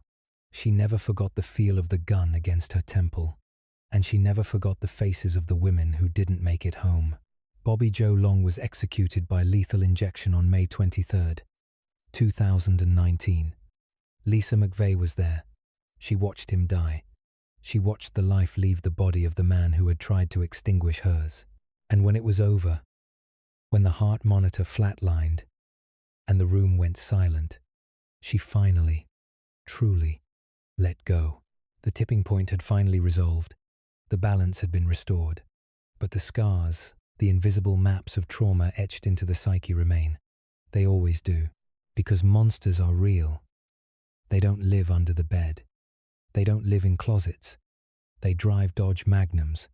They live in apartments with red carpets. They walk among us, wearing masks of sanity, waiting for the lights to go out. And sometimes, the only thing standing between them and their next victim is the courage of a 17-year-old girl who decided that she was not going to die today. Lisa McVey looked the devil in the eye and said, "I am not your victim. I am your downfall." And she was right. The highway at night is a different world. It has its own rules, its own rhythm, its own language of flashing lights and CB radio chatter. For most of us, it's just a way to get from one place to another, a blur of asphalt and white lines passing beneath our tires in the dark. But for Robert Ben Rhodes, the interstate highway system wasn't a journey. It was a hunting ground. It was a vast, sprawling ocean of concrete, where a predator could drift like a shark, picking off victims in one state and dumping them 3 jurisdictions away before the sun even came up. He understood something that law enforcement was only just beginning to grapple with. If you keep moving, if you never stay in one place long enough for the blood to dry, you become invisible. You become a ghost in an 18-wheeler. But ghosts can only haunt the living for so long, before they make a mistake, before the arrogance of their impunity catches up with them. For Robert Ben Rhodes, that moment came not with a bang, not with a dramatic FBI raid, but with the flicker of hazard lights on the shoulder of Interstate 40 inches, Arizona. It is April Anast, or Mianoa Sutenoazech. Arizona Highway Patrol Officer Mike Miller is patrolling the long, dark stretch of road near Casa Grande. It's the kind of night where the desert air cools rapidly, and the darkness outside the reach of the headlights feels absolute. Trooper Miller sees a massive tractor-trailer pulled over on the shoulder, its hazard lights pulsing rhythmically against the black sky. In the world of trucking, a stopped rig usually means one of two things: a mechanical failure or a driver catching a few hours of sleep. But something about this scene feels wrong. The truck isn't parked in a rest area. It isn't in a truck stop. It's exposed, vulnerable, sitting dangerously close to the flow of traffic. Miller pulls his cruiser behind the rig, the red and blue lights cutting through the darkness. He steps out into the cool night air, gravel crunching under his boots. He walks toward the cab, flashlight in hand, unaware that he is walking toward a torture chamber on wheels. He is unaware that he is about to interrupt a nightmare in progress. He climbs up to the driver's side window. Inside, the cab is dark. He knocks. A man appears. Robert Ben Rhodes. He looks annoyed, agitated. He tells the trooper he stopped to urinate. It's a plausible excuse. It's mundane. It's the kind of lie that has worked for him 1,000 times before. But Trooper Miller is thorough. He shines his flashlight into the cab, sweeping the beam across the sleeper berth behind the driver's seat. The beam of light catches something. A form. A shape, huddled under a blanket. "Who's back there?" Miller asks. Rhodes hesitates. That split second of hesitation is the crack in the mask. He claims it's a hitchhiker. He claims she's sleeping. But the figure under the blanket isn't sleeping. She's trembling. Trooper Miller demands to see her. He orders Rhodes to wake her up. And when the woman sits up, the horror of the situation reveals itself in a single, heart-stopping image. She is naked. She is handcuffed. She has a horsebit gag strapped into her mouth. Her eyes are wide with a terror so profound it renders her silent. She is screaming without making a sound. In that moment, the mundane routine of a traffic stop evaporates. The air charges with adrenaline. Miller draws his weapon. He orders Rhodes out of the truck. This isn't a driver with a hitchhiker. This is a monster with a captive. Rhodes is handcuffed. He is placed in the back of the patrol car. He sits there, calm, almost bored, while Miller tends to the woman. Her name is Wendy. She is 19 years old. She has been in that truck for weeks. She has been tortured, raped, and terrified beyond the capacity of language to describe. But she is alive. She is the anomaly. She is the one who survived the chamber. As paramedics arrive and Rhodes is taken into custody, investigators begin the search of the truck. This is where the true scope of the horror begins to dawn on them. This wasn't a crime of opportunity. This wasn't a momentary lapse of control. The cab of that truck, a 1989 Peterbilt, had been modified. It had been engineered for pain. When detectives enter the sleeper cab, they aren't stepping into a living space. They are stepping into a dungeon. The interior has been customized, with handcuffs bolted directly into the walls and ceiling. There are whips. There are shock collars. There are medical kits filled with scalpels and needles, not for healing, but for inflicting precise, calculated agony. They find books on torture. They find restraint gear. The claustrophobic space smells of sweat, fear, and the metallic tang of dried blood. But the most damning evidence, the evidence that would finally close the net around the truck stop killer, was hidden in a black suitcase. Inside, detectives found a collection of photographs. These weren't just pictures, they were trophies. They were documentation. Rhodes was a meticulous record keeper of his own depravity. He photographed his victims before, during, and after his attacks. One photo in particular would haunt the investigators who found it. It showed a young woman, her hair chopped short in a jagged, uneven cut. She is wearing a black dress and high heels. She is standing in a barn, surrounded by hay, but it's her face that sears itself into your memory. She is looking at the camera, at Rhodes, with an expression of such pure, hopeless despair that it looks like her soul has already left her body. She is holding her hands up in a defensive posture, as if trying to ward off a blow she knows is coming. This woman was not Wendy. This was someone else. Her name was Regina Walters. She was 14 years old. She had been missing from Pasadena, Texas, for months. The photo captured the final moments of her life. Rhodes had kept it. He had carried her terror with him across state lines, a souvenir of the power he held over her. The capture of Robert Ben Rhodes on that Arizona highway was the spark, but the forensic investigation was the fire that would burn down his house of cards.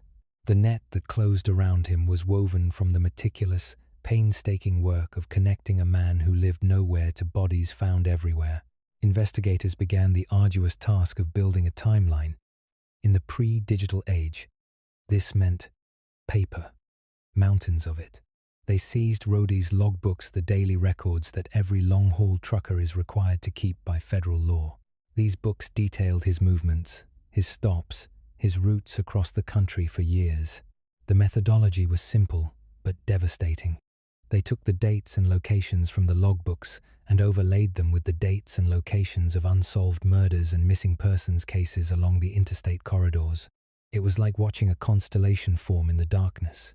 April 1990. A body found in Illinois. Rhodes' logbook puts him on that highway, at that mile marker, on that day, February 1990.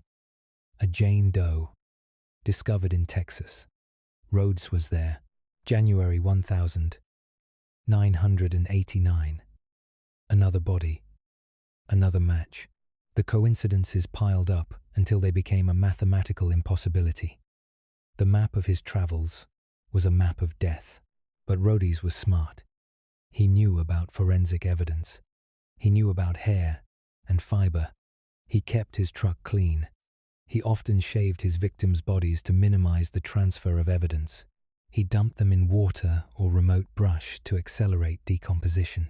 He thought he had covered his tracks. He thought the transient nature of his life protected him. He was wrong. The forensic team went through that Peterbilt with a fine-tooth comb. They weren't just looking for blood. They were looking for the microscopic debris of human existence. In the cracks of the floorboards, in the seams of the upholstery, they found what Rhodes had missed. Trace evidence. Hairs. Microscopic analysis of hair found in the sleeper cab matched Regina Walters. It matched other missing women. The DNA technology of 1990 was in its infancy compared to today, but it was enough. The physical link was established. The truck wasn't just a vehicle. It was a crime scene that had traveled thousands of miles. The investigation revealed the cold, mechanical nature of his process. Rhodes didn't just pick up hitchhikers. He hunted them. He looked for the runaways, the vulnerable, the women standing on the on-ramps with their thumbs out, looking for a ride to anywhere else. He offered them salvation. He offered them a warm cab, a sandwich, a few miles of safety. And once those air brakes hissed and the door locked, the trap was sprung. He would drive for hours, sometimes days, with his victims trapped in the sleeper berth. He called it the box. He could drive, listen to the radio, wave to other truckers, all while a woman lay bound and gagged just inches behind his head. The compartmentalization was absolute. To the world, he was just another gear jammer hauling freight. To his victims, he was a god of pain who controlled every breath they took. The photos found in his suitcase provided the faces. The logbooks provided the map. The truck provided the weapon. But it was the testimony of Wendy, the survivor, that gave the jury the voice of the victims. She described the transformation. How the polite, soft-spoken driver who picked her up dissolved, replaced by something cold and reptilian. She described the rules he imposed, the specific ways he demanded to be addressed, the rituals of torture that he seemed to need as much as he needed food or sleep. She told them about the hair cutting. Rhodes had a fetish for cutting women's hair, shearing it off in jagged, humiliating chops. It was an act of ownership, of stripping away their identity before he took their lives. When Regina Walters' body was finally found in an abandoned barn in Illinois, the autopsy confirmed what the photographs had suggested. She had been kept for a long time. The timeline of her disappearance aligned perfectly with a gap in Rhodes' logbook where he had gone off the grid. The forensic pathologist noted the specific ligatures marks, the signs of prolonged restraint, but it was the hair, that short, jagged cut seen in the photo, that linked the body in the barn to the picture in the suitcase to the man in the cell. The net had closed, but even as the case against him became airtight, a terrifying question lingered. A question that haunts investigators to this day. How many? Rhodes operated for over 15 years. He drove millions of miles. He was an owner-operator, which meant he didn't answer to a dispatcher. He could go where he wanted, stop when he wanted, take detours down dark, lonely roads, whenever the urge struck him. The logbooks only told part of the story. They showed where he was when he was working. They didn't show where he was when he went dark. In the interrogation room, Rhodes was calm. He was smug. He talked about his crimes, not with remorse, but with a kind of professional pride. He hinted at others. He alluded to victims that police hadn't found, bodies that were buried so deep in the national forests, or weighed down so heavily in the swamps that they would never surface. He played games with the detectives, trading information for privileges, parceling out the locations of remains like currency. He eventually confessed to 3 murders. Regina Walters in Illinois, Douglas Ziskowski, a young man he picked up in 1990 and dumped in Texas, and a woman whose identity remains unconfirmed to this day. But investigators believe the true number is much higher. Some estimates suggest he could be responsible for more than 50 murders. 50 lives extinguished in the back of a truck, their final moments playing out to the soundtrack of rolling tires and diesel engines. The capture of Robert Ben Rhodes shattered the illusion of safety on the open road. It forced law enforcement to rethink how they investigated highway crimes. It led to the creation of databases specifically designed to track serial offenders who move across state lines. It exposed the gaping holes in the system that allowed a man like Rhodes to operate for decades without even a speeding ticket to slow him down. But for the families of the victims, the science and the databases mean little. For them, the story ends with the image of that truck, the gleaming chrome, the polished red paint, the powerful engine idling in the night. It looked like freedom. It looked like a way out of town. It looked like a ride. They didn't see the bolts in the walls. They didn't see the handcuffs under the seat. They didn't see the monster behind the wheel. When Robert Ben Rhodes was finally sentenced to life in prison without the possibility of parole, the judge remarked on the sheer, calculated cruelty of his crimes. Rhodes stood there, listening, his face a mask of indifference. He didn't care. In his mind, he had already won. He had lived his fantasy for years. He had held the power of life and death in his hands, mile after mile, state after state. The truck was impounded. The tools were destroyed. The photographs were sealed in evidence lockers. But the legacy of the truck stop killer remains. It's there every time you pass a rig on a dark highway. It's there every time you see a lone figure walking on the shoulder. It's a reminder that evil doesn't always hide in the shadows. Sometimes it drives right alongside us, doing 65 miles an hour, waving as it passes, hiding a scream behind the roar of an engine. The net closed on Robert Ben Rhodes, but the ocean he swam in is still there. The highways are still long. The nights are still dark. And somewhere, out in the vast, empty spaces between the cities, the next predator is watching the white lines go by, waiting for the hazard lights to flash. The case of Robert Ben Rhodes is a testament to the power of forensic science. Yes, it is a triumph of tenacious police work, but it is also a chilling lesson in vulnerability. It showed us that the very things we associate with American freedom, mobility, the open road, the ability to disappear and start over, are the very things that monsters use to hunt us.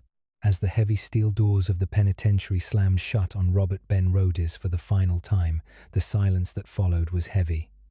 It was the silence of justice, delayed but finally delivered.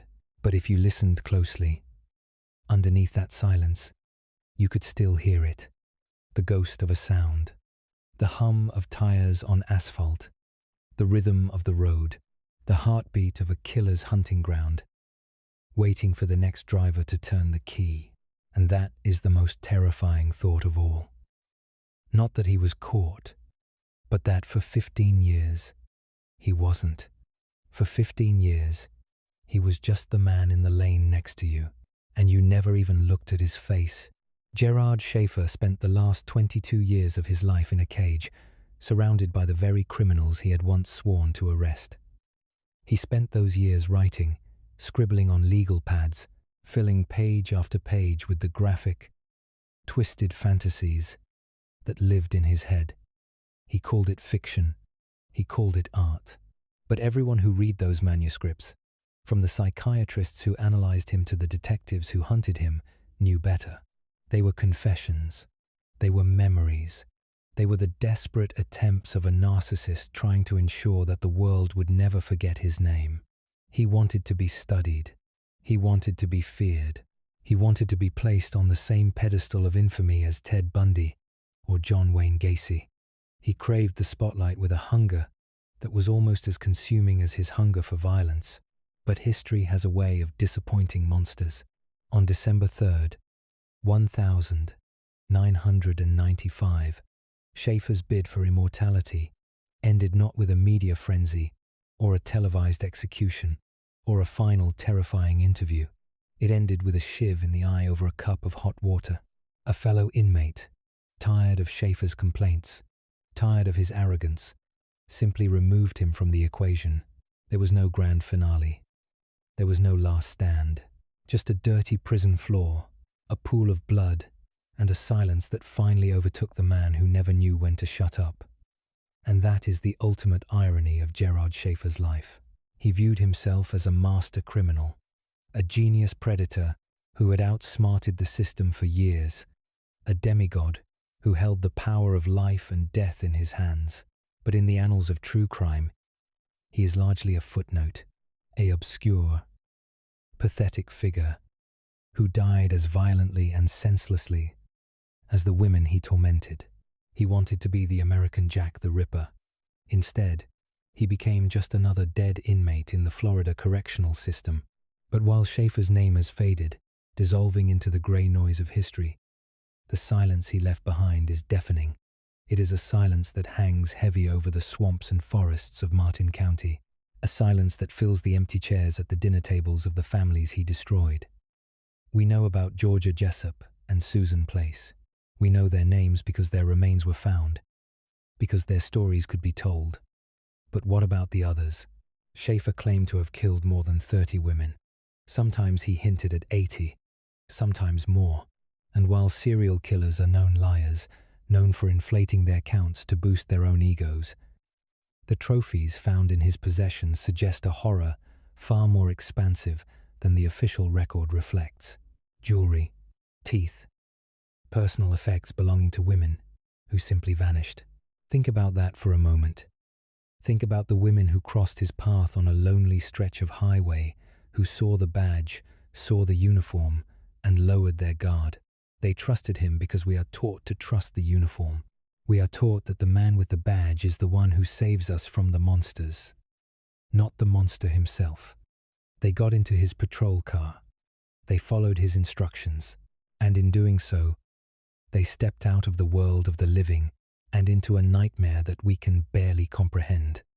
Those women, the ones whose names we will never know, are the true ghosts of this story. They are buried in the mud of the Florida wilderness, their potential, their futures, their laughter, and their loves extinguished by a man who saw them as nothing more than props in his own twisted play. The tragedy isn't just that they died, it's that they were erased. Schaefer's obscurity is, in a way, a second death for his victims. Because when we forget the killer, we risk forgetting the magnitude of the loss. We risk forgetting that evil doesn't always look like a movie villain. It doesn't always have glowing red eyes or a maniacal laugh. Sometimes, evil looks like a chubby, soft-spoken deputy sheriff. Sometimes it looks like a neighbor. Sometimes it looks like the man pulling you over for a broken taillight. Schaefer's ability to hide in plain sight, to use the authority of the state as a weapon, reveals a terrifying fragility in our social contract. We assume there are safeguards. We assume there are psychological screenings. We assume that the people we empower to protect us are fundamentally good. Gerard Schaefer proved that a badge can be the perfect mask for a predator. And perhaps that is why his story is so unsettling, and why it hasn't been turned into a blockbuster film or a hit series. It's too real. It's too banal. There is no glamour here. No sophisticated cat and mouse game with the FBI. Just a cruel, sadistic man who used his job to hurt vulnerable women, and who got away with it for far too long, because no one wanted to believe a cop could do such things. It forces us to confront the uncomfortable truth that the institutions we rely on are only as good as the people who staff them. It reminds us that the line between the protector and the predator is sometimes non-existent. So, we are left with a paradox. We deny him the fame he craved, and that is justice. We let his name rot. We let his books go out of print. We let him be forgotten. But in doing so, we must be careful not to forget the lesson he taught us. The lesson that the most dangerous monsters are the ones who walk among us unnoticed. The ones who wear the camouflage of respectability. The ones who are never heard of until it is too late. The terrifying reality is that Schaefer wasn't unique. He wasn't an anomaly. He was a prototype, a specific breed of killer who derives pleasure not just from the violence, but from the control, from the absolute domination of another human being. He fed on the power dynamic, on the feeling of being a god in a uniform.